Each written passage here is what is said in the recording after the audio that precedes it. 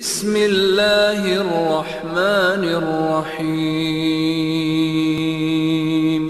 نبی اکرم صلی اللہ تعالیٰ علیہ وسلم جہاں اپنی صاحبزادی حضرت فاطمہ الزہرا سے محبت کرتے، جب آپ تشریف لاتی تو آپ کھڑے ہو کر استقبال کیا کرتے تھے، آپ کا ہاتھ چومتے، ماتھا چومتے۔ وہیں پر امام حسین سے بھی بڑی محبت کرتے، گود میں لیتے، آپ کے ساتھ محبت کیا کرتے تھے۔ ایک بار حضور نماز پڑھنے کے لیے تشریف لا رہے تھے تو راستے میں امام حسین کے رونے کی آواز سنی تو رک گئے۔ حضرت فاطمہ الزہرا رضی اللہ تعالیٰ عنہ سے پوچھا، امام حسین کیوں رو رہے ہیں؟ یا رسول اللہ صلی اللہ علیہ وسلم ادھر ادھر بھاگ رہے تھے، میں نے تھوڑا ڈانٹا ہے۔ حضور نے ارشاد فرمایا، میرے حسین کو نہ ڈانٹا کر، اس کو رونے نہ دیا کر۔